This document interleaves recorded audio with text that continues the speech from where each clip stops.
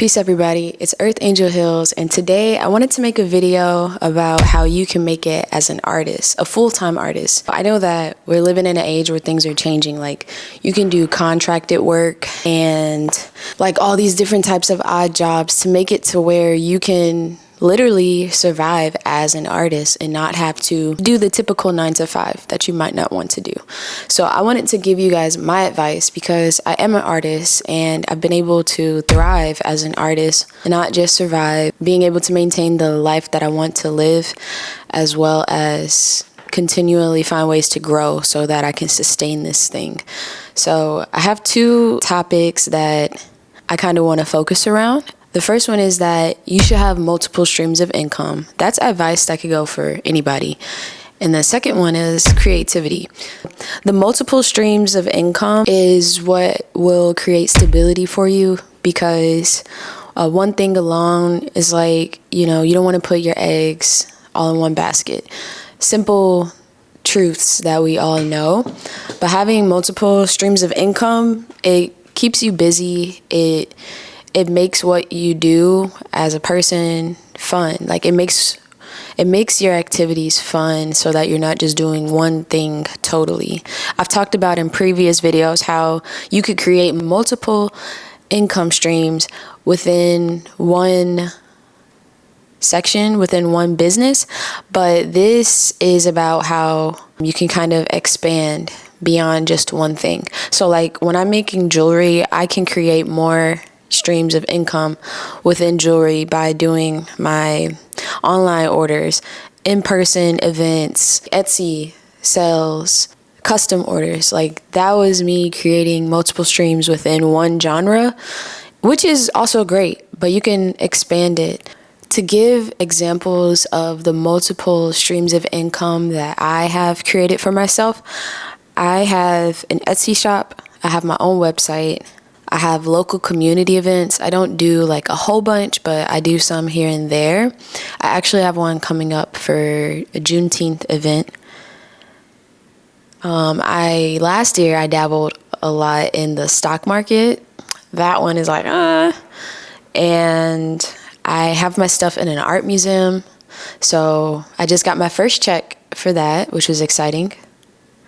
I'm now doing YouTube and I'm receiving monetization here.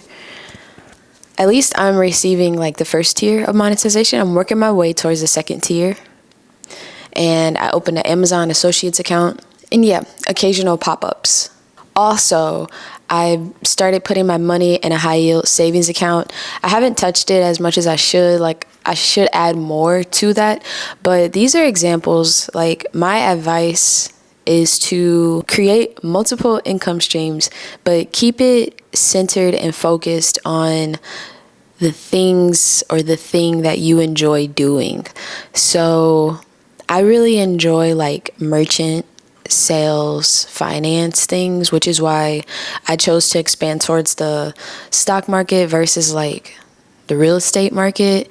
I did really like try to learn as much as I could with the real estate, and that one is just like, it just seems a lot more technical and I would have to be more involved. I'm not against it if I were to like run into some guru who like really showed me like an easier way to do that, but right now like, and I'm also not even getting too deep into the stock market anymore for now.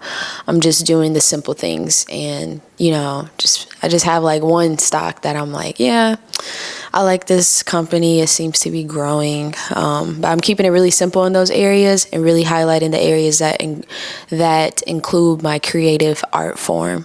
So the problem that I feel like a lot of artists face when they're trying to become an independent artist is that they want to like dive all into it. And I think it's mostly wise to do that if you have a good support system. So when I started, I didn't have much money to my name. Like literally, like I probably had about $200 to my name at the time, but I had a good support system around me and I knew how to, and the reason why I only had that is because I was younger and I traveled outside of the country and went on a journey and was not working for like 4 months. So That's why I had that much in my account. But I knew that I had a good support system that would be there for me if I needed them. And so when I came back to the States, I started working. The person that I worked for, they helped me to get supplies for this new business venture, this interest that I was developing.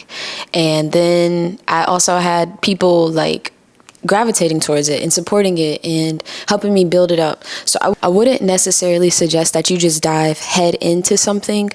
I would suggest that if you have a support system, do it. If you're able to like live with family and really figure something out, do that. But otherwise, I would suggest working a job that is still in alignment with something that you support, like your values, because you always want to make sure like every day of your life that you're doing something that you enjoy, even if it is working a 9 to 5. Like, choose one that you enjoy, because there's so many different 9 to 5s out here. And like there's certain jobs that I look at now that I'm like, I think I would enjoy that job. But I just wouldn't advise doing something that you don't enjoy just for the money, because enjoyment, it feeds your inspiration to be creative. So if you're doing something you hate, but it pays a certain amount, is gonna drain your creative force, energy, and you want to always be feeding that in whatever way that you can. So, and I also had like cheaper rent and stuff, so I did have a plan. It's not like I just popped up with Earth Angel Hills out of nowhere. I had like a system developing that became stronger and stronger. And then the creativity part, the reason why I wanted to focus on creativity, because that's the heart of everything. And even in my notes, I wrote like, you have to stay creative as much as you can for the sake of joy. And you can get creative with how you expand these different income streams. And a lot of the platforms and tools that we have available to us in this day and age, they actually can really gear towards you financially succeeding, and being creative with it. So like if you're someone who does content creation, like just me starting these YouTube videos, I'm able to put products that I talk about in these videos that could help me collect a certain commission off of them. So like if you like this microphone, this is not a sponsored video, but if you like this microphone, I use a DJI, and I'm gonna link this. I didn't think that when I started this video, but I will put the link to these microphones in this YouTube video, because hey, that's another opportunity for me to create a stream for me, also doing something I love. Like I really love video. I get that from my dad. He always had a camera, like even back in the 90s, like he had a camera when no one else did, when they were like super big and you had to put them on your shoulder and stuff. The last thing I wrote in my notes was 2026 was my year to diversify, and I've really seen that growing in my life. Like I was so excited to receive my first check from the art museum, and what makes it even better is that there is somebody over the program who invited me to be in the art museum. And I love invitations. I love when people invite me into spaces to shine, because it lets me know that there is someone there that really appreciates the art form and they want you to be there. It's not like you're just asking, hey, can I have something here? And you don't know if that person really vibes with it or not. So I really enjoy that. That's another advice. Stay open to the opportunities. The magic of this world, the universe, is that end of yourself. Your body is like you know how we have these electromagnetic things that like bring stuff in, and you have like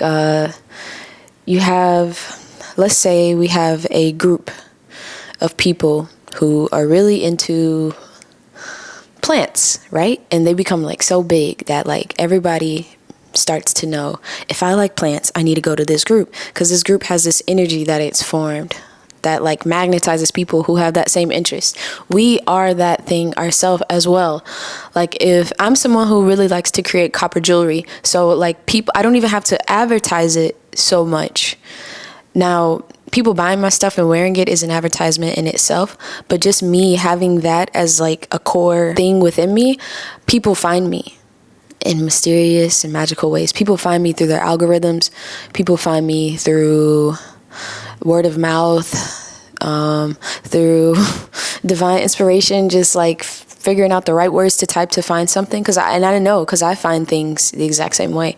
And so the greatest piece of advice for this is to put it in your heart and to be a walking vessel for the thing that you want to represent in life. And for me, that is creativity. And it specifically happens to be through my hands creating copper jewelry. So if you're an artist and you like to paint, be the representation of that thing. Have it in your heart, magnetize, attract those opportunities for you to continuously be doing that thing. And I made this video just because like I'm a walking testament of this, and I know it's very possible. It can seem impossible because of these things that we have to abide by, and you know, just all the logistics and legality things of it, like, you know, bills and taxes and all these things, like all the mundane things that we have to deal with can get in the way of our inspiration, but they don't have to if you learn to manage them. That's my advice, guys. Create multiple streams of income for yourself. I don't know why it's so hard to say that. And creativity, and also just be the representation of who you truly are, what you truly love to do. Let it be shown on your face. Let it be like the first thing that greets someone about you when they meet you. I hope you enjoyed this video.